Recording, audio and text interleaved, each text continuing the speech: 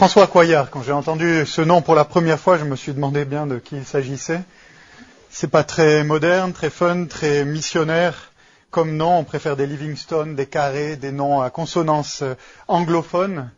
Coillard, ça fait bon français moyen, n'est-ce pas? Et c'est effectivement de cela dont il s'agit, mais vous allez être surpris très certainement, comme je le fus, lorsque j'ai lu la biographie et quelques autres documents relatifs à François Coillard, de ce que le Seigneur fit au travers de son serviteur au XIXe siècle. Et nous allons être transportés pendant 1h15 de la France profonde jusqu'aux rives du Zambèze. Alors François Coillard naît le 17 juillet 1834 à Asnières, un petit village de la banlieue de Bourges, en plein cœur de la France. Et il est le plus jeune d'une famille de 8 enfants. Et alors que le jeune François n'a que 2 ans et demi, le décès de son père assombrit le foyer où règne jusque-là une apparente aisance. Et l'ensevelissement de son père va laisser à François le vague souvenir d'une journée particulièrement terrible, d'une journée de larmes, journée qui va marquer le début d'une existence difficile, d'une existence de lutte pour sa pauvre mère que tout le monde dans le pays va appeler à partir de ce moment-là la mère Bonté. Et voilà ce que François Coillard raconte de cette époque. Mon père, d'une grande respectabilité dans notre petit cercle protestant, était un homme de cœur et de sentiments généreux. Sa mort fut une calamité pour ma mère. Elle découvrit seulement alors qu'il s'était porté caution pour des sommes considérables. Et elle eut bientôt, après elle, toute une meute de créanciers qu'il fallait satisfaire à tout prix. C'était de sombres jours que cela. Elle versa des larmes bien amères. C'était une nouvelle phase de vie, le commencement de dures expériences. Elle avait alors 50 ans. Je compris plus tard qu'elle aurait pu légalement se soustraire à certaines obligations et sauver de cette catastrophe au moins ce qui était sa propriété personnelle. Mais elle ne le fit pas. C'est sa propriété qui y passa d'abord, pour sauver les intérêts de ses enfants. Champs, vignes, prés furent vendus, pièce après pièce, puis vint le tour de la maison, alors une des meilleures du village, avec ses quelques dépendances. Quand tout fut liquidé, nous occupions une toute petite chaumière. Après la débâcle, il restait encore à ma mère des pièces de terre, des vignes et une prairie, mais ces terres et ces vignes, il fallait les cultiver. Et pour cela, il fallait de l'argent, et les années étaient souvent mauvaises. C'était d'année en année une lutte constante et désespérée, mais ma mère, se saignant de courage et de force, y fit face sans murmurer. De riche, elle était devenue pauvre, son état était voisin de la misère. Elle travaillait à la journée. Ici, elle faisait la lessive, là, elle travaillait dans les vignes, et sou par sou, elle ramassait ainsi à la sueur de son front de quoi payer ses impôts et faire cultiver ce qui lui restait de bien foncier. Ce n'est pas à dire qu'il n'y a pas eu parfois des orages dans son cœur et des nuages sur son front. Je l'ai vu souvent le soir, fondre en larmes au coin de cette grande cheminée où fumait une mèche de résine, la chandelle des pauvres, qui ajoutait sa lueur enfumée à notre désolation. Mais le matin, les larmes étaient essuyées et rassérénées, elle partait pour son travail. Les sympathies ne lui manquèrent pas. Ma mère, dans une position aisée, avait su gagner l'estime générale de la population. Elle ne la perdit pas en devenant pauvre, bien au contraire. Ses malheurs émurent tout le monde et son courage héroïque lui assurèrent une considération, un respect dont elle jouit jusqu'à la fin de ses jours. Pour tous, elle était la mère Bonté. Et je me sens fier de cette appréciation, dit Coillard, de la plus excellente des femmes et de la meilleure des mères. Elle méritait le titre que l'opinion publique lui avait décerné. Elle l'a porté avec dignité pendant ses jours de prospérité, pendant les longues années de son très dur veuvage et jusqu'à la fin de sa vie, comme une couronne que les détresses et les angoisses de la pauvreté n'ont jamais flétrie. Comment ne sentirais-je pas le privilège d'être le fils d'une mère si bonne, la mère Bonté?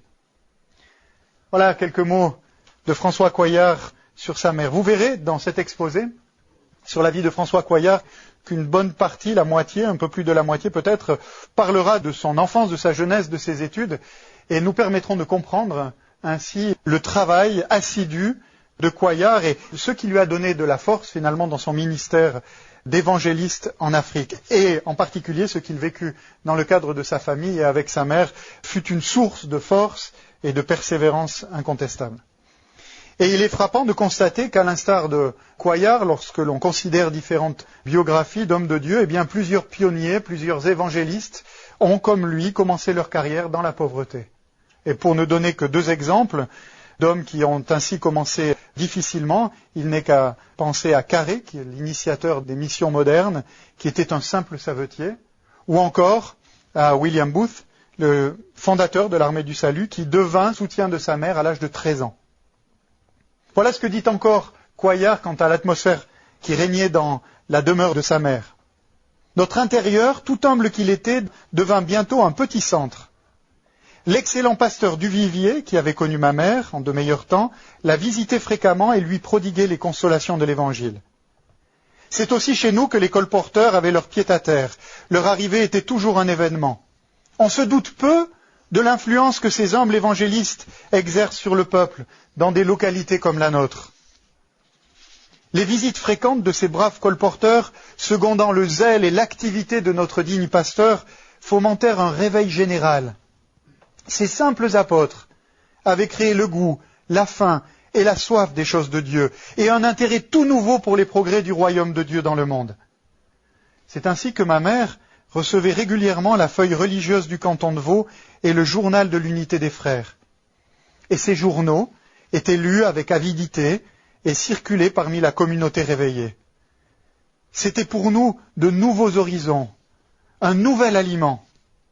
C'est dans cette atmosphère de labeur et de lutte, adoucie par les puissantes consolations de l'Évangile et illuminée par les premières lueurs de l'aube d'un réveil et d'une ère nouvelle, que s'est écoulée ma tendre enfance.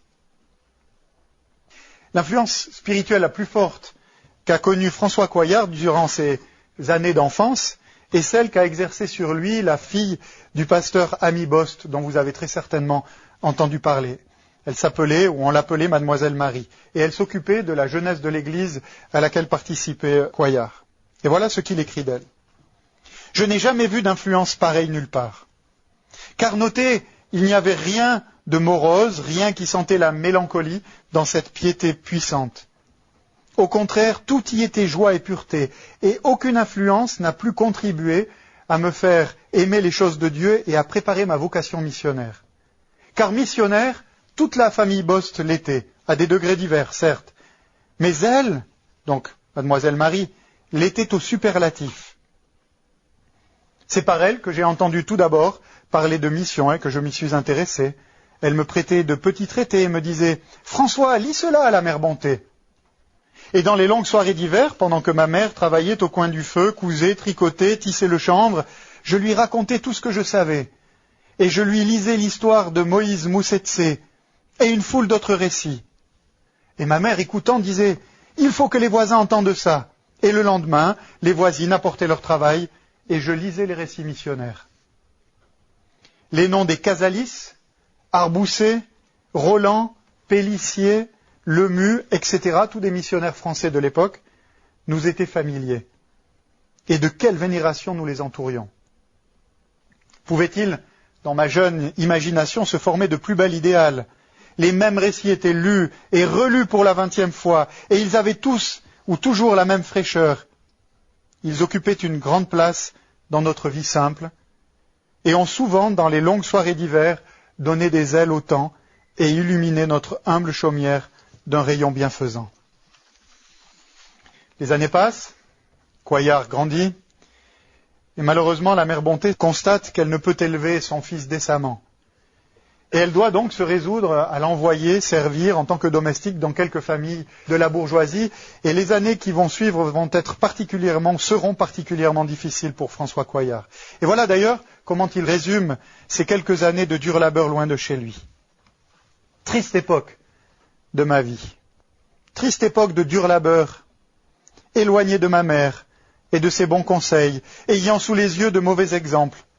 Je finis par me lancer dans le monde et je devins le jeune homme le plus léger et le plus orgueilleux qui existait. J'avais la plus grande aversion pour la lecture de la Bible, la prière, les conversations sérieuses. J'avais par contre la plus grande opinion de moi-même et ne pouvais supporter la moindre réprimande. Je fus bien malheureux pendant ces 2 ans, sous tous les rapports. Aussi, je les appelle à juste titre mes 2 années d'esclavage. Toutes les peines que ma bonne mère s'était données pour moi semblaient être perdues. Mais au moment que je m'y attendais le moins, je quittai mes maîtres et j'entrai à l'Institut de Glé le 20 septembre 1851. Alors l'Institut de Glé était un institut protestant, il n'existe plus aujourd'hui, le bâtiment existe toujours, dans le Doubs, à 20 km de Port-Rentruy, donc en Suisse, pour vous donner un ordre d'idée. Et il avait été fondé par le pasteur Henri Jacquet, afin de former des instituteurs qui ne seraient pas de simples instituteurs, si je peux m'exprimer ainsi, mais qui seraient en même temps des évangélistes. Et les Jacquet vont marquer durablement la vie de François Coillard, et c'est d'ailleurs par leur biais et celui d'une vieille servante que Coillard se tourne vers le Seigneur. Et c'est ce que nous allons découvrir maintenant. Et voilà donc ce que Coillard écrit de cette période à l'Institut protestant de Glé. Dans cette atmosphère de paix et de contentement, je jouissais d'une bonne part d'affection. J'étais apparemment heureux. Et cependant, je sentais que malgré tout, il me manquait un je ne sais quoi indéfinissable, que je respectais et enviais chez certains élèves plus âgés que moi. Je n'étais pas depuis longtemps à l'Institut lorsque survint un événement qui devait décider de la direction de ma vie. Mis en contact un peu plus personnel et intime avec nos vénérés directeurs, j'avais été souvent frappé de la vie d'abnégation, de charité et de prière de M. Jacquet. À mes yeux, il était comme Moïse descendant de la sainte montagne, tout imprégné, tout rayonnant de la gloire de Dieu. Il y avait là un secret dont j'entrevoyais la beauté et la grandeur, mais que je n'arrivais pas à m'expliquer. Madame Jacquet, donc l'épouse du directeur, était une mère pour nous tous. Autrefois, elle partageait les leçons avec son mari, et les grands élèves vantaient son savoir et surtout le talent qu'elle avait de le communiquer. C'était une personne d'une bonté inépuisable, d'un tact admirable et d'une pénétration d'esprit remarquable. C'est elle-même qui, avec l'aide d'une femme de confiance qu'on appelait tante Frêne, s'occupait de nos raccommodages. Cette dernière, donc tante Frêne, tomba malade. C'était l'hiver. Par une nuit obscure et par un froid intense, il s'agissait d'aller chercher le docteur à 2 lieues de là. Monsieur Jacquet fit appel à une bonne volonté et je m'offris. J'amenai le docteur, et cela dans un temps si court qu'on me demanda si je l'avais rencontré en route. Hélas, tous les soins affectueux de ceux qui l'entouraient, tous les secours de notre docteur de campagne n'aboutirent pas. La maladie suivait sa marche rapide et effrayante. Un jour, on nous appela. On nous dit que tante Frêne demandait à nous voir et nous entrâmes tous dans sa grande chambre et s'appuyant sur son bâton, suspendu au-dessus de son lit, enfin tirant avec ce bâton, pendant que monsieur et madame Jacquet la soutenaient sur son séant, elle nous remercia pour ce que nous avions fait pour elle et nous pressa de nous convertir et de nous donner au service de Dieu. Elle nous demanda aussi de lui chanter un cantique qu'elle chanta avec nous. Cette scène m'émut profondément. Il y avait dans les paroles de cette vieille tante tant de force, quelque chose de si personnel, de si actuel, de si persuasif sur cette figure décharnée par la souffrance, quelque chose de si radieux et de si céleste, tant de sérénité et de joie, que j'en étais intérieurement bouleversé. Je me sentais en contact avec ce je ne sais quoi qui se reflétait dans des vies qui m'avaient jusque-là commandé le plus profond respect. Toutes ces impressions se seraient probablement effacées peu à peu, comme d'autres, mais le dimanche suivant, 27 juin, il plut à Dieu d'y mettre son sceau. Et retenez bien tous les personnages qui sont intervenus dans la vie de cet homme, ces missionnaires qui venaient, qui passaient, ou ces colporteurs, cette vieille tante. Retenez bien cela dans la vie de François Coillard, car Dieu œuvre au travers parfois de simples serviteurs de Dieu, qui passent peut-être inaperçus et dont il n'y aura aucun livre décrit. Monsieur Jacquet, donc ce fameux dimanche, n'était rien moins qu'orateur. Je trouvais ses méditations souverainement ennuyeuses. Et je m'étonnais que les braves gens, hommes et femmes, viennent d'autres villages pour s'en édifier. Ce jour-là, si je l'avais osé, je n'aurais pas mis les pieds dans la chapelle. J'étais de mauvaise humeur. Les chants même m'étaient insupportables. Je n'étais guère disposé à essuyer l'ennui d'un sermon. À mon grand étonnement, Monsieur Jacquet ne fit pas de sermon ce jour-là, mais il se mit à nous lire une petite brochure. C'était un sermon, mais d'un nouveau genre. Le froment à la paille, d'un certain J.C. Ryle. Le titre seul me frappa.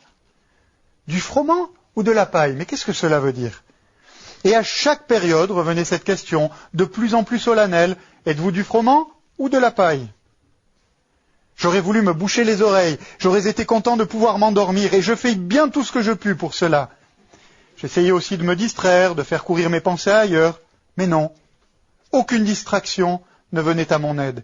Et quoi que je fisse, la question de plus en plus terrible venait frapper à coups redoublés à la porte de ma conscience. Es-tu du froment ou de la paille? J'étais malheureux. Je me tordais comme un ver, je maudissais intérieurement ce Ryle, cet inconnu, le perturbateur de ma paix, et ce bon monsieur Jacquet, qui, ne sachant pas prêcher, c'est ainsi que je raisonnais, empruntait les sermons d'un je ne sais qui venait de je ne sais où. Lorsque la lecture fut finie, et que la question eut retenti pour la dernière fois, es-tu du froment ou de la paille, je m'imaginais qu'il se fit un grand silence, et que tout le monde attendait ma réponse. Et ce fut un moment de terrible angoisse. Il me semblait que tous les yeux étaient braqués sur moi. Et ce moment, un enfer me parut des heures. Enfin, un chant vint me tirer d'embarras. Je ne pouvais pas chanter, mais je me sentais délivré. Bon, me dis-je, c'est fini, enfin. Et je me hâtais de sortir et de me sauver. Mais la flèche du Seigneur avait pénétré dans mon cœur. Combien j'étais misérable. Je ne mangeais plus. Je ne pouvais pas dormir. Je n'étais plus à mes leçons, d'ailleurs mal préparées et mal appréciées. On me demandait si j'étais malade. Cela m'irritait comme si on se moquait de moi. Mais non, je ne suis pas malade. Et je m'éloignais tout bourru pour me soustraire à tous ces observateurs indiscrets. On me crut réellement malade, bien que je ne gardais pas le lit. Et les professeurs étaient tous pleins d'indulgence à mon égard. Et dès que nous sortions de classe, je courais me cacher au grenier, où je pouvais soulager mon cœur par d'abondantes larmes. Au dortoir, dès que les lumières étaient éteintes, je sautais de mon lit, je me mettais à genoux, je pleurais, je criais à Dieu, mais je ne trouvais aucun soulagement. Tu as beau faire, me suggérait le diable, tu n'es pas du froment, tu n'es que de la paille. Tes péchés, mais jamais Dieu ne te les pardonnera. Et ton repentir et ta larme, tout ça, c'est de l'hypocrisie. J'étais au désespoir. Plus je luttais, plus les ténèbres s'épaississaient autour de moi. Que n'aurais-je donné pour que quelque bon samaritain vînt à moi et versât une goutte d'huile, ne fût-ce même qu'un regard d'amour sur les plaies de mon pauvre cœur. Mais j'étais entièrement laissé à moi-même, et personne, pas même monsieur Jacquet, ne me venait en aide. Je me cachais au galetas pour chercher dans ma Bible des lumières et des consolations, et je n'en trouvais point. Poussé par le désespoir qui s'était emparé de moi, je résolus d'aller tout dire à monsieur Jacquet. Ah, combien de fois n'arpentais-je pas le corridor où s'ouvrait son cabinet? Combien de fois n'avançais-je pas la main pour frapper à la porte? Une terreur me saisissait alors et je me sauvais pour cacher ma honte. Et un jour, pourtant, d'août 1852, j'étais devant cette porte qui m'attirait et que je redoutais. Avais-je réellement frappé? Je ne sais pas, mais j'avais lestement tourné les talons. Quand elle s'ouvrit, le digne directeur m'appela. Plus moyen de reculer. Seul avec lui, je fondis en larmes, et par des paroles entrecoupées de sanglots, je lui laissai entrevoir l'état lamentable où j'étais. Le cher et digne homme. J'oublie tout ce qu'il me dit. Il me lut des passages, pria avec moi. Je ne sortis pas de cette chambre transformé et me réjouissant de la joie de mon salut, hélas non. Mais la tendresse de cet homme de Dieu m'avait pénétré et touché. Je me disais, il doit savoir, lui, que je suis mauvais, hypocrite. Et cependant, il me témoigne tant d'affection et tant de sympathie dans ma tristesse. Dieu serait-il plus dur que lui? Une fois la glace brisée, je pris souvent, encore, le chemin du cabinet de mon vénéré directeur. Il m'avait empoigné le cœur par sa bonté paternelle. Je buvais comme à l'entrée ses exhortations. Ma grande difficulté était que j'aurais voulu savoir ce que c'est que croire. Enfin, je compris un jour ce que c'était que de croire, que c'était d'accepter le salut aux conditions de Dieu. C'est-à-dire sans condition aucune. Je puis bien le dire, ce jour-là, des écailles me tombèrent des yeux. Et quelles écailles! Je pouvais dire alors, j'étais aveugle et maintenant je vois. Je n'oublierai jamais le jour, non, le moment où ce trait de lumière traversa la nuit de mon angoisse. C'était à déjeuner. Croire, c'est donc accepter et accepter sans réserve. Je me remémorais ce passage. À tous ceux qui l'ont reçu, il leur a donné le droit d'être faits enfants de Dieu. Mais bien sûr, c'est évident, c'est positif. Oh mon Dieu, m'écriai-je dans le fond de mon cœur, je crois. Et instantanément, ce fut comme si une voix entendue de moi seul me disait avec une force et une suavité indescriptibles, mon fils, va en paix, tes péchés te sont pardonnés. J'eus comme une vision. Je laissai tomber couteau et fourchette de mes mains. Je fus complètement absent pendant le reste du déjeuner. Une paix, une joie que je n'avais jamais connue se répandirent dans mon âme et l'inondèrent. J'aurais voulu chanter de joie. Je me retins. En sortant du réfectoire, je courus par contre au cabinet de mon père spirituel et déversai dans son sein la surabondance de mon bonheur. Madame Jacquet vint aussi, nous tombâmes à genoux, ils louèrent Dieu pour moi, je le louai avec eux. Dès lors, plus de contraintes dans nos rapports, et je sentis bien que j'avais trouvé en eux un père et une mère, et je leur vouai toute l'affection dont j'étais capable. Appel missionnaire de François Coillard. Et c'est sur ces entrefaites, donc, écrit-il, que survint un appel missionnaire de la Société des missions évangéliques de Paris, une société qui avait été créée au début du XIXe siècle, en 1822 plus précisément. Et donc un appel missionnaire adressé aux jeunes gens chrétiens. Et M. Jacquet, écrit Coillard, nous le communiqua un dimanche soir et nous pressa avec instance de nous consacrer entièrement au service de Dieu. Mon ambition, écrit-il encore, n'eût pas osé se porter dans cette direction. Je la croyais bien trop haute, hors d'atteinte et seulement réservée pour les héros choisis de Dieu. Mais quand retentit de nouveau cet appel, il frappa violemment à la porte de mon cœur. En vain, je me dis que cet appel n'était pas ou ne pouvait pas être pour moi. Toi, missionnaire, me disais-je, mais quelle présomption! Et cependant, je ne parvenais pas à me débarrasser de la pensée que Dieu m'appelait effectivement. J'avais beau raisonner avec moi-même, faire au Seigneur toutes les objections possibles. La conviction que Dieu m'appelait moi et pas un autre persistait, devenait toujours plus forte et prenait possession de moi-même. C'est ma mère, surtout, qui pour moi était le plus grand obstacle. Vis-à-vis d'elle, j'avais des obligations sacrées, une dette de filiale reconnaissance. Et plus l'appel de Dieu me paraissait impérieux et urgent, plus aussi mes devoirs vis-à-vis de ma mère s'imposaient à mon esprit. Et je passais par de violentes luttes. J'étais dans une grande angoisse. Après en avoir fait un sujet de prière et avant d'en parler à qui que ce fût, j'écrivis à ma mère et attendis sa réponse. Cette réponse ne se fit pas longtemps attendre. Et ce fut un véritable cri de douleur de sa part. Et j'en eus le cœur brisé. Pour le coup, j'étais prêt à renoncer à ma vocation missionnaire. Mais des circonstances que je ne pouvais contrôler la plaçaient de nouveau et plus que jamais sur ma conscience. La voix de la nature filiale parlait haut et se faisait écouter, mais une autre voix parlait plus haut encore, pressante et impérative. Laquelle des deux écouter? Quelle était celle de Dieu? Quelle était celle du devoir? Dans mon angoisse, j'allai vers mon père spirituel et je lui ouvris mon cœur, et il me conseilla de ne rien forcer, mais d'attendre dans un esprit de prière que Dieu me révélât clairement sa volonté. Et je mis à part 2 mois, septembre et octobre, pour vaquer à la prière. Si ce temps s'écoulait sans que ma mère me donnât son consentement, ce serait pour moi un indice clair de la volonté de Dieu, et je renoncerais à la vocation. Si au contraire, ma mère me donnait son consentement sans que je le sollicite, ce serait la preuve indubitable que Dieu m'appelait et que je ne devais plus consulter ni la chair ni le sang. Je n'écrivis plus à ma mère, mais je priais comme jamais je ne l'avais encore fait. Mes amis prièrent avec moi, le bon monsieur Jacquet m'appela souvent dans sa chambre, non pas pour me parler, mais pour prier avec moi et pour moi. Quelles ténèbres, quels combats, quelles angoisses. Les jours s'écoulaient. Les semaines passaient, l'une après l'autre, rien, pas un signe, pas une réponse.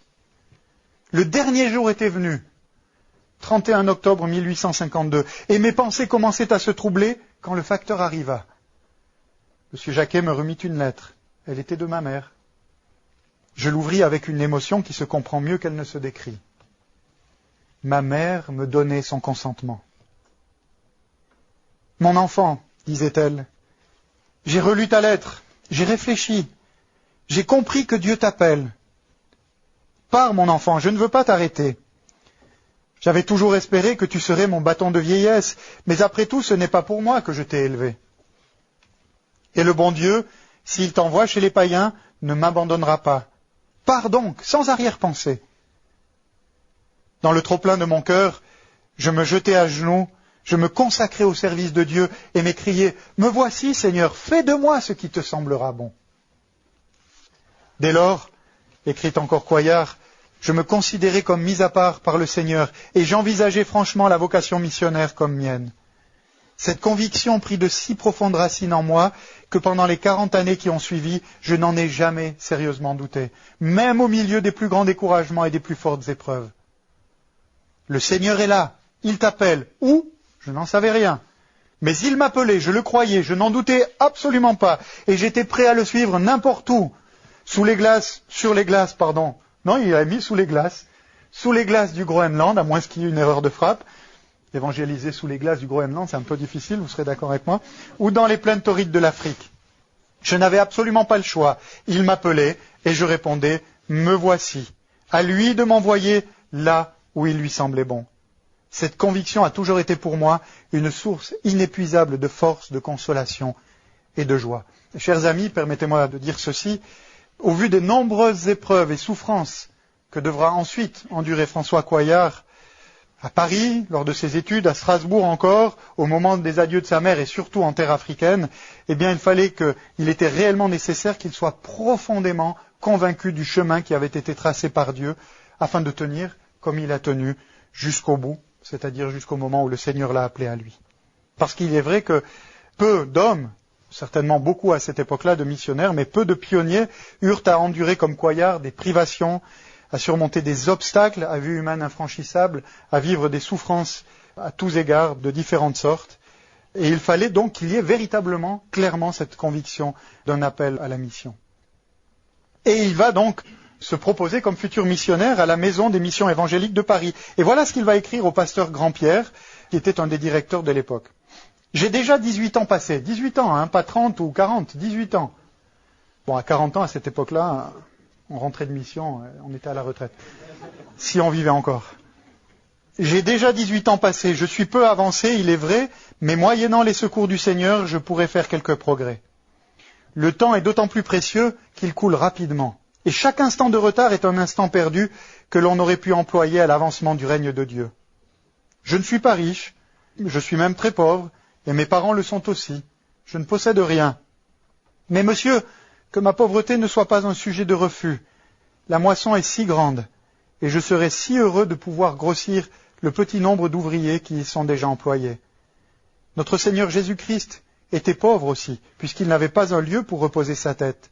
Et cependant, il allait de lieu en lieu faisant du bien. Oh, monsieur, veuillez donc, pour l'amour des missions, m'admettre bientôt dans votre école et puissais-je bientôt entrer dans le vaste champ du Seigneur. En réponse, le 1er décembre 1852, eh bien, le comité de la Société des missions décide de faire examiner ce jeune homme, François Coillard, par quelques pasteurs de la région de Montbéliard, dans l'espoir qu'il pourra effectivement être reçu dans l'école préparatoire théologique des Batignolles, près de Paris. Pas le quartier des Batignolles, mais à côté à Saint-Germain-en-Laye. Et cet examen, donc, devait déterminer si le jeune homme était appelé par le Seigneur à annoncer l'évangile aux païens.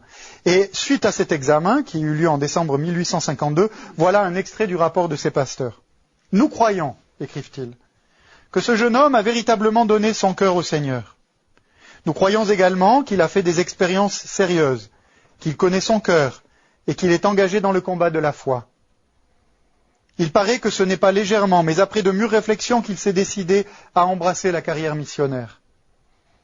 M. Coillard parle avec facilité et correction. Il est fort intelligent et habitué à réfléchir. Ses connaissances profanes ne sont pas très grandes, mais ce qu'il fait, il le fait bien. Nous pensons qu'il a suffisamment d'aptitude pour acquérir toutes les connaissances qui lui seront nécessaires. Et c'est ainsi donc que Cuéllar va partir à l'école préparatoire de théologie qui fut fondée à Lille en 1846 par la Société chrétienne du Nord et qui, à partir de 1847, fut transférée à Paris et cédée à la Société centrale protestante d'évangélisation. Et au moment où Cuéllar rentre dans cette école préparatoire de théologie qui va donner naissance à la faculté de théologie de Montpellier, juste pour qu'il y ait un ordre d'idée, eh bien c'est un jeune voix, M. Louis Boissonnas, qui en est le directeur. Alors voilà ce que Cuéllar va écrire du directeur. M. Boissonnas était un homme de foi. Il appartenait à la vieille orthodoxie traditionnelle. Sa profonde piété avait un réel impact sur ses étudiants.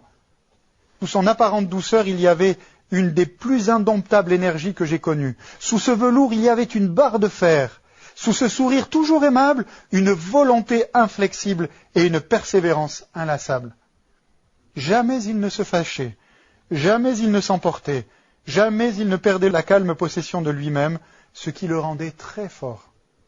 Il faut juste savoir, petite aparté, que ce temps fut assez difficile pour Cuéllar, parce que très certainement on est dans cette période de lutte entre les libéraux et on va appeler les autres les évangéliques. Et que Boissonnas était un réformé pur jus et plutôt attiré par la théologie libérale. Et pour Cuéllar, qui est plutôt un enfant du réveil, si je peux m'exprimer de cette façon-là, le choc est grand lorsqu'il arrive donc à Paris. À propos de l'école, voilà comment M. Boissonnas la concevait. Nous tenons à ce que notre maison ne ressemble en rien à ces funestes fabriques de bacheliers qui ne se préoccupent que de l'examen et négligent le véritable développement intellectuel. Vous verrez qu'il y a des bonnes choses, bien entendu. Nous voulons des études sérieuses, solides, qui éclairent l'esprit, fortifient l'intelligence, élèvent le cœur et donnent à nos élèves cette culture de l'esprit si nécessaire pour conserver à notre clergé protestant sa supériorité et exercer sur les hommes une légitime influence. Mais, s'il est important de cultiver l'esprit des élèves, il est bien plus encore d'éclairer leur foi et de fortifier leur piété. Aussi, les études ne nous font-elles jamais perdre de vue que nous avons à former de futurs serviteurs de Dieu. Nous cherchons à les pénétrer de cette pensée qu'ils doivent considérer les années qu'ils passent dans la maison comme un temps de préparation spirituelle pour le saint ministère qu'ils doivent, soutenus par la grâce de Dieu, former chaque jour leur âme à ce renoncement, à cet esprit de prière et de sacrifice, à ce sérieux de la vie, qui sont les caractères de la vocation et valent mieux pour le pastorat que tous les talents du monde. Nous travaillons à développer chez eux non un esprit dogmatique, une orthodoxie sèche et aride, mais une vie chrétienne, propre et individuelle, une expérience intime des grandes vérités de l'Évangile. Christ vivant dans le cœur, éclairant le cœur, fortifiant le cœur dans toutes les circonstances de la vie. Quant à notre régime intérieur, nous sommes une grande famille. Ce n'est pas la discipline de la loi qui règne au milieu de nous, mais celle de l'amour. Il n'y a aucune ressemblance entre notre maison et les collèges ou les pensions ordinaires. Voilà un tout petit peu un extrait du régime de l'école. C'est Cuéllar qui écrit ceci. Il fallait être levé à 5 heures du matin, en hiver comme en été, et être à 5h30 en classe et à l'œuvre. Chaque élève à son tour faisait la prière. Tous ceux qui n'arrivaient pas à 5h30 juste étaient marqués sur un carnet et, chaque samedi, réprimandés par M. Boissonnas avec une douceur angélique et une fermeté redoutable. Comme on se levait de fort bonne heure, on devait se coucher de bonne heure aussi. À 10h, tout le monde devait être au lit. Voilà, James. Si au niveau du bébé, il y a des changements à effectuer, tu peux t'en inspirer. C'est vrai, ok.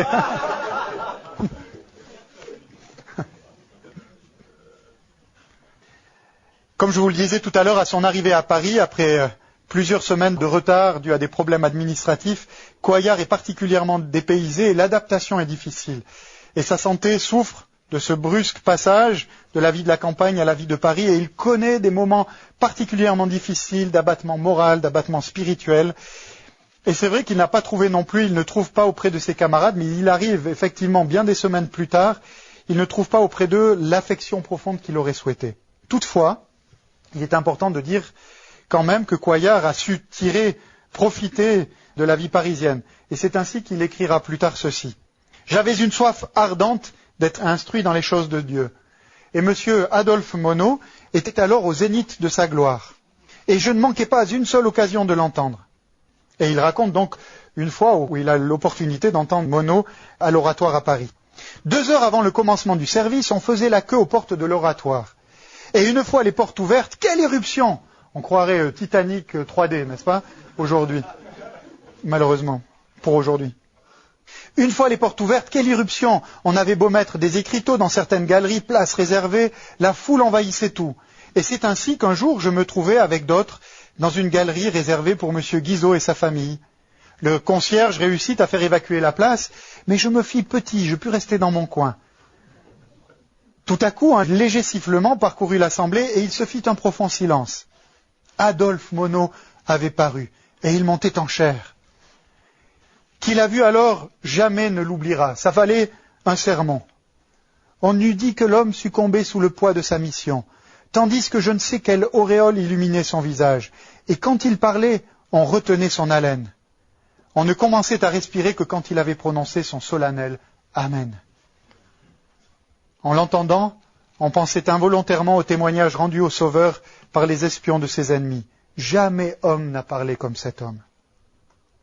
Après l'école de théologie de Paris, Coillard doit continuer ou poursuivre sa préparation théologique à la faculté de théologie de Strasbourg. En fait, il se passe ceci, c'est qu'on est en pleine guerre de Crimée et la conscription à l'époque, le service militaire dure non pas 10 mois, 12 mois, aujourd'hui il n'existe plus, c'est la journée citoyen, mais 7 ans. Et pour éviter ces fameux 7 ans, la direction de Paris l'envoie à Strasbourg. Et il va donc partir à Strasbourg, continuer ses études, mais mal à l'aise de cette décision et ne voulant pas reculer devant son devoir de citoyen, à l'époque il y avait la possibilité de tirer des tickets, et si on tirait le bon ticket pour la conscription, on était libéré des 7 ans. Et il va revenir, il va tirer le bon ticket et sera libéré des fameux 7 ans. Mais il va donc, pendant quelques mois, être à Strasbourg, et comme à Paris, il ne va pas se lier davantage à ses camarades. Il est plutôt d'un naturel, certes aimable, mais réservé. C'est un homme réellement travailleur, franc, mais dont la piété, écriront certains, était dépourvue de joie. Et lui-même dit ceci, « Mon grand mal, c'est de n'être que très rarement joyeux. » Et c'est ainsi que le travail de sanctification qui s'opère en lui ne va pas sans lui coûter de terribles combats. Et il écrira dans ce sens, « Des pensées diaboliques auxquelles mon méchant cœur semble prendre plaisir viennent à chaque instant m'assaillir. Au lieu de combattre le diable, je l'appelle, je le caresse, je l'attire même. Je désespère, grand Dieu, je suis perdu. Quelle terrible position, que je souffre. Je voudrais verser des torrents de larmes, mais mon œil reste sec. Je voudrais ouvrir mon cœur, mais c'est impossible. Je voudrais bien des choses. Et il s'en faut de peu que je n'attende à mes jours pour finir ma misère. Serait-ce peut-être le meilleur parti à prendre? Donc vous voyez les luttes intimes, réellement intimes, profondes, spirituelles, le combat spirituel auquel est soumis François Coillard. Et son biographe, Édouard Favre, qui a écrit donc une biographie très très complète, qui ne comprend pas les dernières semaines et les derniers jours de sa vie, son biographe donc fait suivre ce cri de détresse d'une déclaration magnifique à laquelle certainement Coillard aurait souscrit entièrement. Si en de pareils instants Coillard douta de la victoire complète, décisive, éternelle, cependant il devait faire l'expérience bénie que nous avons, par le sang du Christ, une purification qui s'étend jusque dans le domaine le plus profond de notre être, gagne les régions les plus sensibles, domine nos nuits les plus sombres, discipline le cerveau le plus désordonné et s'infiltre dans nos nerfs jusqu'au centre de la forteresse. Comme je vous l'ai dit tout à l'heure, après quelques mois à Strasbourg, il va donc retourner en région parisienne et attendre d'intégrer la nouvelle maison des missions évangéliques de Paris. Ce qu'il faut encore savoir, en rapport avec l'histoire, eh bien, c'est que la maison des missions avait dû cesser son activité en 1848 à cause de la Révolution. Donc à cause des barricades, la deuxième révolution, la troisième si vous voulez, si on prend 1789, mais la deuxième du XIXe siècle. Et donc la Révolution aidant, les problèmes financiers étant là, ils avaient cessé leur travail. Et puis finalement, en 1852, il rouvre cette maison des missions. Et donc il attend, il rentre dans la maison des missions, il devrait finir ses études dans cette maison des missions, mais il va finalement ne passer qu'une année là-bas d'études. Parce que En 1856, il est rentré, pardon. Puisque une année plus tard, c'est-à-dire en 1857, la direction prend la décision de l'envoyer, lui et d'autres missionnaires, en Afrique du Sud, plus exactement au Basutoland, l'actuel Lesotho, pour prêter main forte aux missionnaires qui sont en place. Et nous arrivons donc à la mission en Afrique du Sud. Mais avant cela, bien entendu, il y a une consécration missionnaire. Et cette consécration missionnaire a lieu le 24 mai 1857 à l'Oratoire à Paris. Et après le discours de consécration du pasteur Grand-Pierre, Coillard va prendre la parole, une longue allocution, et voici la fin de cette allocution. Très honoré pasteur, vous allez en ce moment poser vos mains sur la tête de votre jeune frère pour demander à Dieu de le remplir de son esprit. Unissez-vous dans le même vœu pour demander aussi que je sois fidèle à mon maître et fidèle jusqu'à la mort. Demandez-lui tous ensemble, avec ardeur, que je puisse blanchir à son service et qu'il me fasse la grande grâce de voir mon ministère ne se terminer qu'à ma mort. Retenez bien cette demande. Et maintenant, ô mon Père céleste, ouvre tes cieux, ouvre mon cœur, et accorde-moi la bénédiction que toute cette assemblée en prière va te demander pour moi. Amen. Départ pour l'Afrique du Sud. Alors, il faut savoir qu'en 1857, ce n'est pas comme en 2012, un départ missionnaire de France était chose peu commune. Et le dernier départ missionnaire remontait, semble-t-il, à 7 ans auparavant. Les voyages étaient longs, difficiles, la poste était lente et irrégulière, les nouvelles étaient rares, la perspective de retour n'était pas au bout de 6 mois ou 2 ans, il n'y avait pas de mission court terme comme ça arrive aujourd'hui, la possibilité de revoir les siens était quasiment impossible, et tout cela rendait donc le départ du missionnaire beaucoup plus poignant que de nos jours. Et les communications étant difficiles, les adieux se bornaient souvent à la famille proche, et au comité missionnaire ou à quelques autres églises, peut-être suivant les circonstances. Et voilà que le 22 août 1857, Coillard quitte donc Paris. Et il arrive le 6 novembre au Cap, donc en Afrique du Sud. Il va rester un moment là-bas, et ce temps pour lui est l'occasion de préparer tout le matériel dont il aura besoin pour évangéliser à l'intérieur des terres. Et voilà une description intéressante qu'il fait des chariots, qu'il appelle des wagons, qu'il va utiliser pour circuler dans la brousse et la forêt lors de ses voyages missionnaires, et qui vont le conduire jusqu'à plus de 2000 km au nord. Pas à vol d'oiseau, mais au travers de toutes les bifurcations qu'il prendra. Alors, il écrit ceci quant à ces chariots, ou wagons. Vous pouvez vous figurer un énorme chariot à 4 roues, de 4,50 m de long, de 2 mètres de large, peint en rouge par-dessous, en vert sur les côtés, en bleu à l'intérieur. Recouvert d'une double tente imperméable, remplie de caisses sur lesquelles se trouve une espèce de lit, muni sur les côtés d'une bêche, d'une pioche, d'une cognée, de caisses encore, et traîné par un attelage de 12 bœufs vigoureux, que devance un Africain pour les guider, et que conduit un autre Africain, assis comme un prince sur son trône, manœuvrant à 2 mains l'énorme fouet dont le manche n'a pas moins de 4,50 m de long, et dont le bruit n'est pas moins fort que celui de la détonation d'une arme à feu. Voilà les chariots, et ils partaient comme ça donc pour des périples très longs avec plusieurs chariots qui se suivaient les uns les autres. Coillard et un autre missionnaire qui s'appelle Pélissier partent donc finalement du Cap en direction du Basutoland. Ça sera en quelque sorte donc l'actuel Lesotho, cette enclave indépendante qui se trouve en tout cas dans le territoire sud-africain. Et si vous voulez, le Basutoland sera pour Coillard un peu d'abord sa première terre de mission et puis ensuite un petit peu sa base arrière dans laquelle il reviendra assez régulièrement. Et en approchant donc du Basutoland, il trouve toutes les stations missionnaires pillées et incendiées.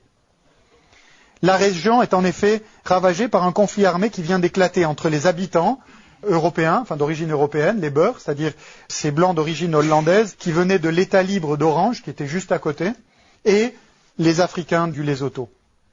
Et la direction de la mission française donc a décidé d'ouvrir 2 nouvelles stations missionnaires au nord-nord-est du pays, une qui sera à Bethléem et l'autre à Léribé. Et Coillard aura la mission, la responsabilité d'ouvrir ce poste missionnaire au nord-est du Lesotho à Léribé. Et à son arrivée, il est fort bien accueilli par le chef du village qui s'appelle Malopo, quelqu'un qui s'est, semble-t-il, converti au christianisme, mais qui, après avoir été baptisé, est retourné vers ses anciennes coutumes païennes. Et c'est ainsi qu'il n'a pas moins de 40 ou 50 femmes. Et Cuéllar va donc faire d'ores et déjà, dans cette terre du Basutoland, du Lesotho, œuvre de pionnier. C'est ainsi que pendant une année, il va consacrer une grande partie de son temps à des travaux de construction, d'abord de sa maison, et puis d'une chapelle. Alors donc, quand on parle de maison, bien entendu que ça n'a rien à voir avec nos maisons d'aujourd'hui. C'est une espèce de masure avec une seule pièce, avec une fenêtre et une porte. Et puis donc la construction, comme je le disais, d'une chapelle provisoire. Il vit seul. Et vivant seul, bien entendu qu'il doit s'occuper de toutes les affaires du ménage, de la cuisine. Il confectionne lui-même ses vêtements. Mais bien entendu qu'il n'oublie pas la mission pour laquelle il est venu. Et il annonce l'Évangile lors de réunions dans sa chapelle, qui réunit une centaine d'adultes le dimanche matin lors du culte. Il va apprendre très rapidement avec les Basutos, donc le nom des habitants, leur langue. Et il va d'ailleurs devenir très rapidement aussi un des missionnaires parlant le mieux le Sesotho, donc leur langue. Mais bien entendu qu'il lui manque quelqu'un. Il aime son ministère à l'Éribé, mais il souffre beaucoup de la solitude. Et il souffre également d'un autre problème, c'est qu'il a un aspect très juvénile. Et il ne paraît pas très sérieux, non seulement vis-à-vis des autres missionnaires, mais aussi vis-à-vis des Basutos, donc du village. Et c'est la raison pour laquelle il se laisse pousser la barbe. Enfin, Dieu est bienveillant et bon à son égard. 2 ans après son arrivée, il va trouver la compagne dont il avait profondément besoin. Et c'est ainsi que Christina McIntosh, une jeune Écossaise qu'il avait connue autrefois dans les salons parisiens, va faire le voyage depuis l'Europe jusqu'en Afrique du Sud. Elle débarquera au Cap le 24 janvier 1861 et ils vont se marier. Et voilà ce que son épouse va lui dire au moment où elle arrivera. « Je suis venu faire avec vous l'œuvre de Dieu, quelle qu'elle soit. Et souvenez-vous-en, où que ce soit que Dieu vous appelle, vous ne me trouverez jamais en travers du chemin du devoir. » Mais ça ne sera pas tout à fait vrai au début. Parce que malgré ses dispositions admirables, Christina Cuéllar, après peu de mois, est subitement prise d'une nostalgie violente. Et elle en devient comme malade. Et elle n'arrête pas de pleurer. Ses pleurs ne tarissent plus. Elle passe tous les moments de ses loisirs à relire les rares courriers qu'elle reçoit, tous ses journaux d'enfance. Et Cuéllar devient réellement et profondément inquiet. Comment arrêter ses larmes? Mais un jour, enfin, au cours duquel le Seigneur la convainc de pécher, elle comprend qu'elle n'est pas ce qu'elle devrait être, que ses regrets entravent sa carrière, que ses regrets entravent la carrière de son mari, et sans hésiter, en un instant, prend tous ses livres, tous ses journaux d'enfance et les brûle. Et va vers son mari et lui dit « J'ai brûlé tous ces papiers, tu ne me verras plus jamais pleurer dessus. » Et à partir de ce jour-là, et jusqu'au moment de son départ, quelques années plus tard, elle sera d'une grande fidélité, d'une extraordinaire fidélité. Il y a un très beau texte qui a été écrit par Théodore Monod. Il y a 2 Théodore Monod, mais le plus vieux, à propos de la mort de Cuéllar qui rejoint son épouse. Si vous le voulez, je vous le montrerai. J'aurai de la peine à le lire, je dois dire. Tellement il est émouvant. Bref. Le journal de Cuéllar, puisqu'il écrit évidemment un journal missionnaire, est, il faut être clair, une succession d'épreuves, mais aussi, par la grâce de Dieu, une succession de victoires. Outre les soucis, les déceptions qui sont inhérentes à toute œuvre missionnaire, les Cuéllar doivent faire face à d'innombrables difficultés lorsqu'ils pénètrent dans les régions où règne un paganisme aux mœurs, il faut le dire, impitoyables. Il faut savoir que l'esclavage, la cruauté, une hostilité dangereuse de la part des autochtones, l'occultisme, sans compter tous les autres dangers liés à l'Afrique, les maladies liées au terrain qu'ils ne connaissent pas, eh bien s'acharnent sur eux. Cette Afrique, ce coin de l'Afrique est à ce moment-là inexploré. Il y a tous les aspects pratiques inhérents au transport des marchandises et des missionnaires. Il y a l'embourbement des wagons, il y a la mort des attelages, il y a les guets dangereux, une chaleur excessive, manque d'eau, bêtes féroces, attaques de sauvages, etc., etc. Sans compter évidemment la mort des missionnaires. Et souvent ce sont des véritables hécatombes parmi les missionnaires. Et pour vous montrer un peu les dangers auxquels sont soumis ces missionnaires, il y a une première expédition que fait Cuéllar chez la tribu des Banyais, donc au nord du Lesotho, en direction du Zimbabwe.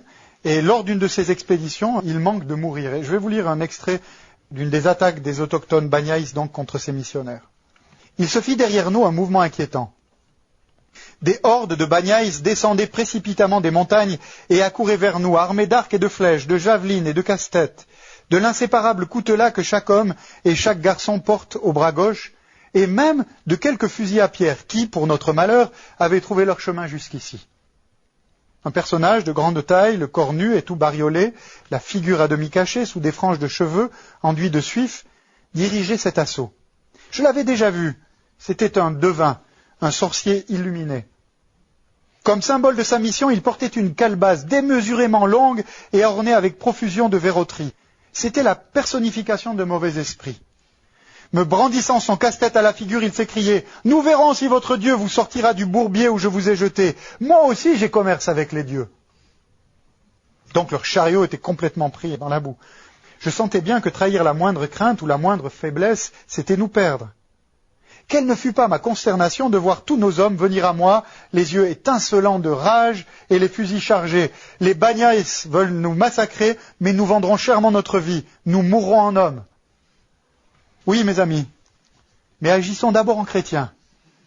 Et puis, s'il le faut, eh bien nous mourrons en martyrs, leur dit Coillard. Mettez de côté vos fusils, dont la vue excite encore plus les Banyais, et souvenez-vous que ceux qui sont pour nous sont plus forts que ceux qui sont contre nous. Je parlais avec autant d'autorité que de calme et de conviction.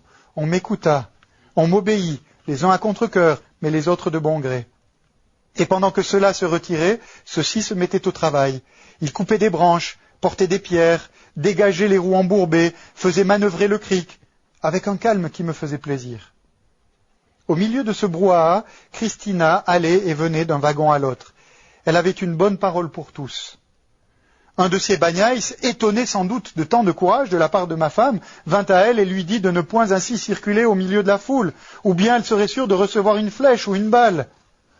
Alors, je vis ma bien-aimée, à l'ombre des autres wagons, rassembler autour d'elle les femmes et les enfants et s'agenouiller en prière. Nous nous apprêtions enfin à atteler. Et pendant que nous attelions, le tumulte autour de nous, les coups de fusil, le cliquetis des saguets et des haches, le trépignement de ces sauvages qui allaient, venaient, nous menaçant toujours, et pourtant n'osant pas nous attaquer, la surexcitation, en un mot, était telle que je me demandais, mais jusque à quand il me serait encore possible de tenir et mes évangélistes, et la foule, et moi-même. Ce qui faisait ma force et me donnait du calme, c'est que jamais, comme dans de telles circonstances, je n'avais senti la présence du Seigneur, la réalité de ses promesses et la puissance de la prière. Et je comprenais David lorsqu'il écrit « Si une armée campe contre moi, mon cœur n'aura aucune crainte. Et encore, quand je marche dans la vallée de l'ombre de la mort, je ne crains aucun mal, car tu es avec moi. » Mais sur ces entrefaites, Aaron, donc un de ses serviteurs ou amis, mon cher Aaron vint à moi, défait et les lèvres toutes blanches, me disant « Mon père, nous, les hommes, nous sommes prêts à mourir, mais de grâce, donne ne serait-ce qu'un petit sachet de poudre, un seul, et sauve la vie de nos femmes et de nos petits-enfants. » Et cela me troubla profondément, écrit Coillard. Je ne voyais plus clair tout à coup. Il se livra en moi un de ces combats pour lesquels je sentais que mon cœur était trop étroit. Je pouvais, sans hésitation, sacrifier ma vie pour un principe et une bonne cause, mais avais-je le droit de sacrifier celle de mes compagnons de voyage, de ces femmes, de ces petits-enfants?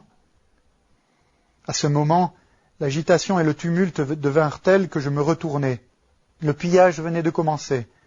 Un des caissons extérieurs du chariot volait en éclats sous la hache d'un bagnat, et on s'en arracha le contenu. L'autre caisson, par une imprudence que je ne saurais excuser, contenait précisément nos munitions de route. Plus d'hésitation maintenant. Ma décision était prise. Non, mon ami, non, répondis-je à Aaron, je ne donnerai pas de poudre. Vous êtes surpris, n'est-ce pas? Vous attendiez peut-être à ce qu'ils prennent les armes. Dieu nous sauvera. En un clin d'œil, le pillage s'arrêta et le caisson des munitions fut sauvé. Nous échangeâmes alors un regard avec ma bien-aimée qui suivait de loin nos mouvements et nous nous comprîmes. Nous élevâmes silencieusement nos cœurs à Dieu que l'on n'invoque jamais en vain.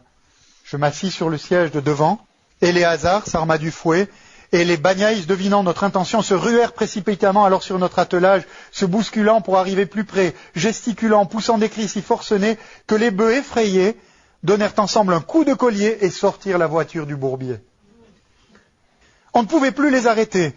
Les femmes pleuraient d'émotion et de joie, et les Banyais, qui avaient vu dans notre accident une intervention de leur Dieu, virent aussi une intervention de notre Dieu dans cette délivrance et disparurent tout à coup dans les bois.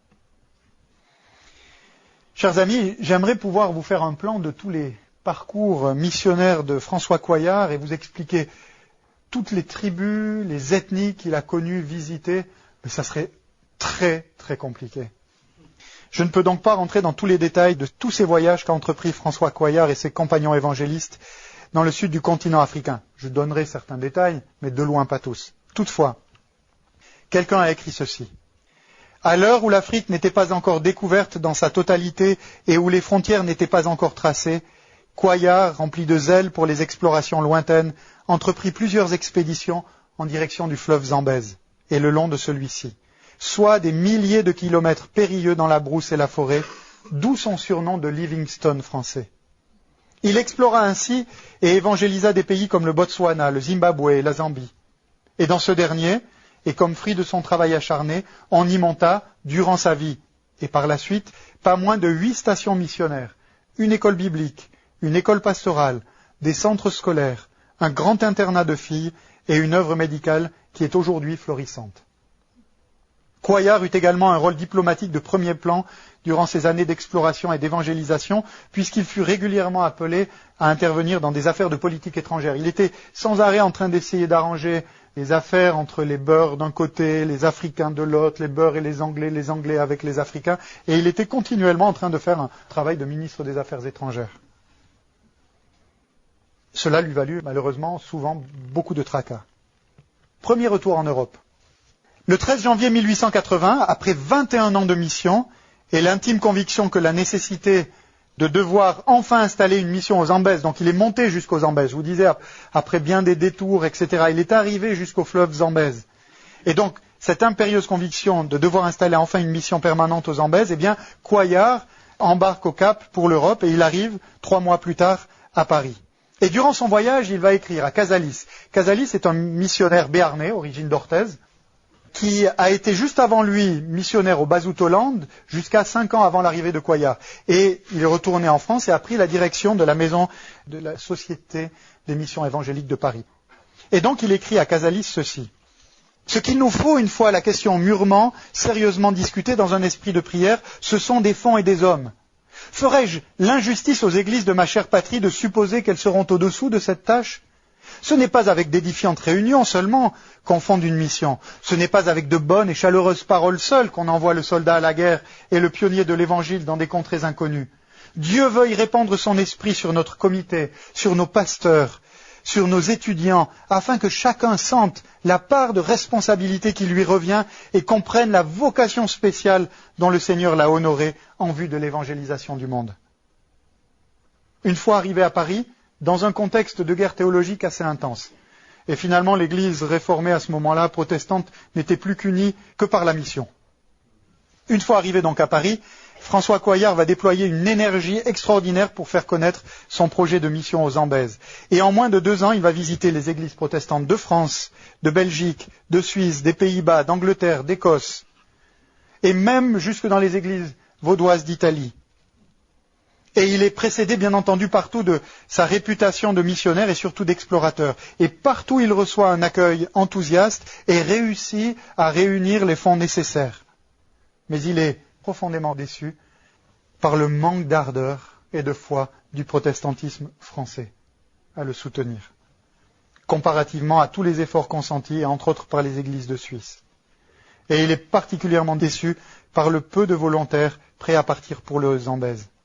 Il ne recevra pendant ces 2 ans, en termes de secours missionnaire, que la candidature de 2 évangélistes bénévoles de la région parisienne, et puis finalement, au dernier moment, il y en a un des 2 qui va se défausser, et il va se retrouver seul, à l'exception de sa nièce Élise, qui va l'accompagner en Afrique du Sud. Il reprend le chemin du Zambèze, et il écrit ceci. Pour nous, pas de regret, pas d'arrière-pensée, pas de faiblesse au moment de l'action. L'Éternel qui nous envoie nous a ceints de force, couronnés de sérénité et de joie. Il nous chaussera s'il le faut de fer et d'airain. Notre force durera autant que nos jours. Est-ce là le langage de la présomption ? Dieu me le pardonne. Mais laissons à d'autres le soin de discuter et de critiquer notre entreprise. Nous obéissons, nous, c'est notre devoir pur et simple. J'espère que mon maître me rendra toujours plus invulnérable aux paroles louangeuses et à la critique la plus hostile. Nous avons besoin de nous fortifier en Dieu en allant au-devant de ce vaste inconnu qu'on appelle la mission du Zambèze. Et il débarque en Afrique pour la 2e fois. Et il écrit ceci: « Ah, mes amis, si vous saviez ce qu'on éprouve en se trouvant sur le seuil de cette Afrique, où pas le moindre rayon de l'Évangile n'a encore pénétré. Si les amis qui blâment notre imprudence pouvaient même de loin apercevoir ce que nous voyons et comprendre ce que nous ressentons, ils seraient les premiers à s'étonner que les rachetés du Christ aient si peu de dévouement et connaissent si peu l'esprit de sacrifice. Elles sont assises dans les ténèbres de la mort, ces tribus innombrables. Ils périssent, ces païens, pendant que nous avons la lumière et la vie que nous devons leur transmettre. Souvenons-nous-en. Ce n'est pas en intercédant dans la gloire du ciel que Jésus a sauvé le monde. Il s'est donné. C'est une amère ironie que nos prières pour l'évangélisation des nations, aussi longtemps que nous ne savons donner que de notre superflu et que nous reculons devant le sacrifice de nous-mêmes. » Et Cuéllar et un groupe de missionnaires de là-bas partent en direction du Zambèze, puisque le but, c'est la mission au Zambèze. Et sur place, à force de tractations diplomatiques avec le roi du pays, ils obtiennent finalement l'autorisation officielle de s'installer dans le pays, dans une ville qui s'appelle plus précisément Séfoula. Voilà ce que Cuéllar dit de ce coin. L'endroit n'est pas pittoresque, même pas joli du tout. La forêt ne se compose que de méchants buissons roussis par le feu, d'arbres tourmentés, défigurés par le vent et par les hommes. Le sol est couvert de cendres noires. Et ceux qui ont vécu là-bas, et Favre précise les choses suivantes, c'est que les moustiques pullulent, la nourriture est chère, les missionnaires ne peuvent acheter que du poisson sec.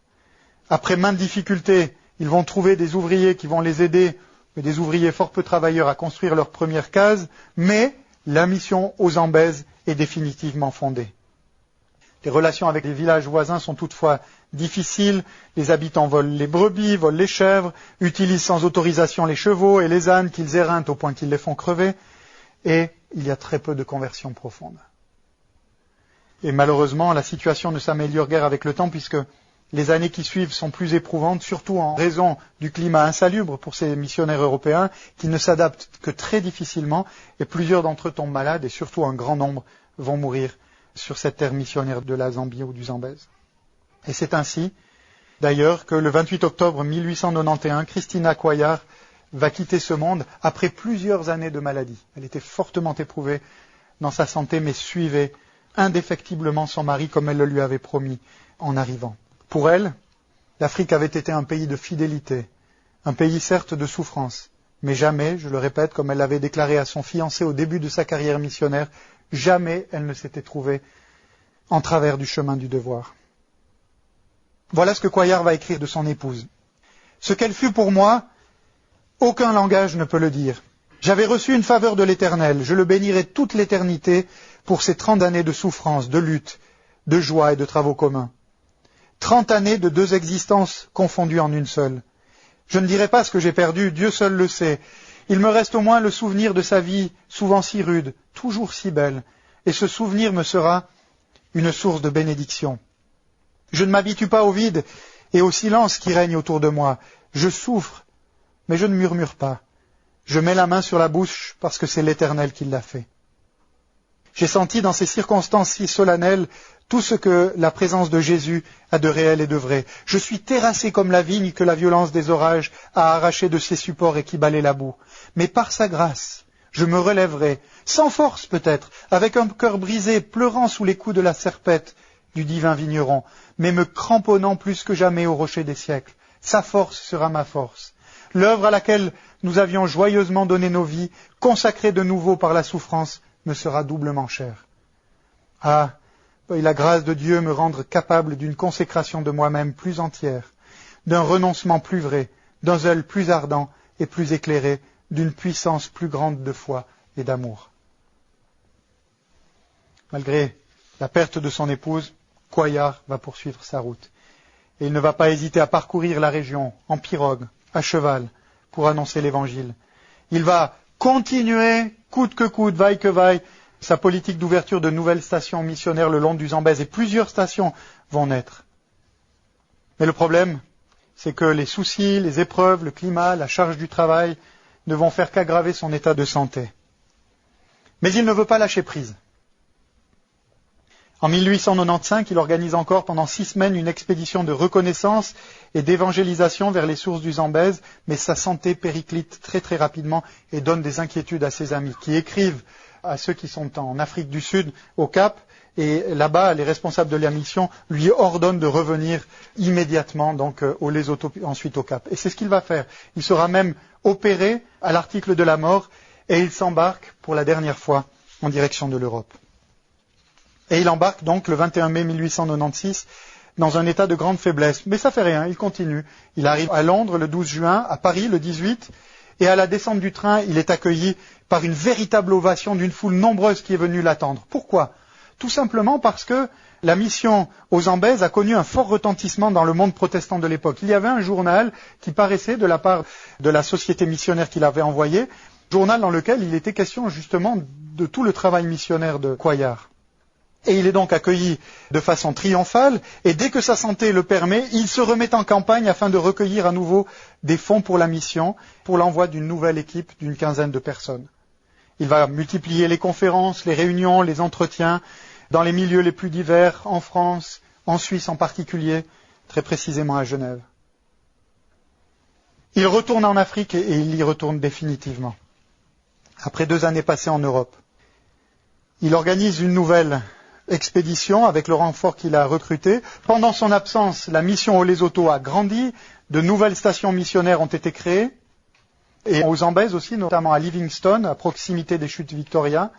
Et voilà donc la mission qui repart. Mais malheureusement, une fois encore, l'épreuve s'abat sur l'œuvre.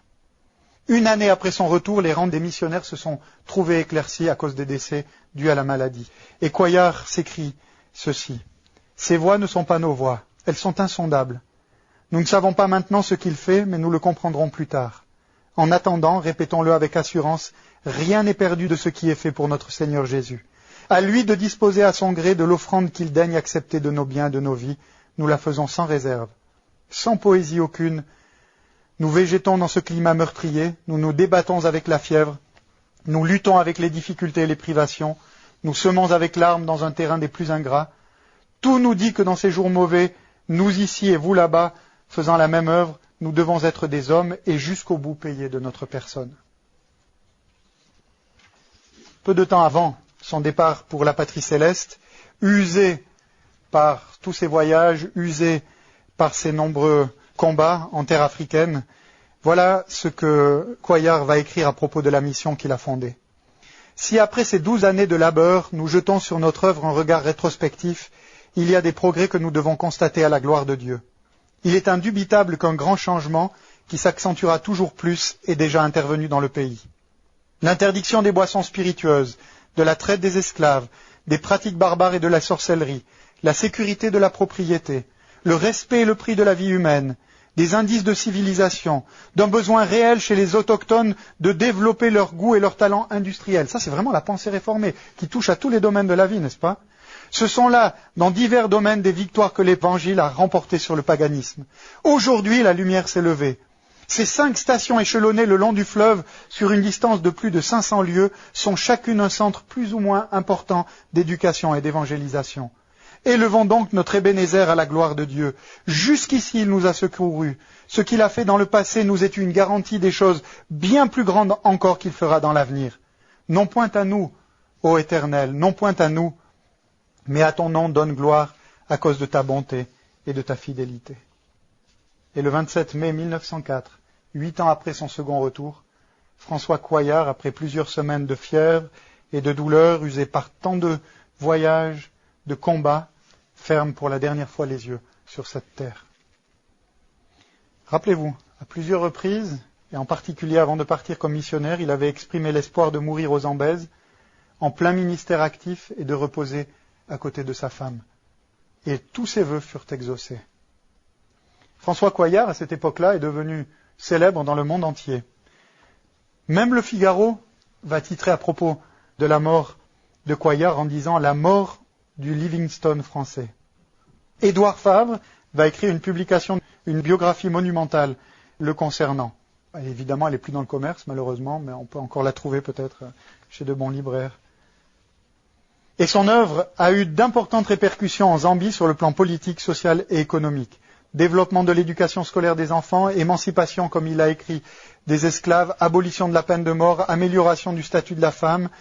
Et ce travail a été poursuivi après sa mort, au point que, non seulement Cuéllar, mais tous les autres missionnaires, lors du centenaire en 1985, lors du centenaire de la mission, le président de la Zambie rendit un vibrant hommage à la mémoire des missionnaires et dit ceci: avec le recul, nous constatons que c'est le travail accompli par cette poignée d'hommes et de femmes, les missionnaires, qui a eu les effets les plus durables et les plus décisifs sur le pays. Un autre désir était fortement attaché, enraciné dans le cœur de ce missionnaire français qui était François Cuéllar, et permettez-moi de dire de ce patriote.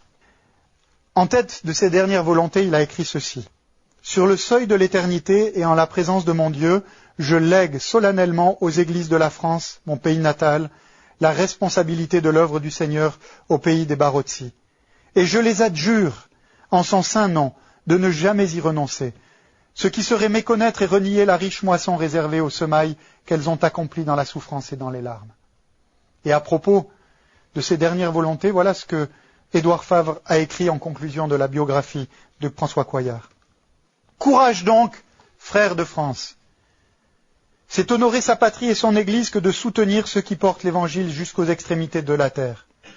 Peut-être trouvez-vous que la tâche est lourde. Elle est grande, en effet. Nous tous, d'autres nationalités qui avons reçu du bien des Cuéllar et de bien d'autres Français, nous voulons vous aider. Après nous être consacrés nous-mêmes, ensemble consacrons nos enfants. Ensemble, consacrons nos biens à cette sainte cause de l'avancement du règne de Dieu dans le monde.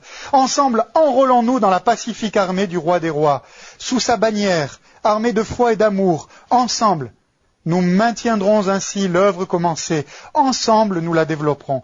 Ensemble, nous marcherons à de nouvelles et pacifiques conquêtes. Dieu veuille qu'il en soit ainsi. Amen.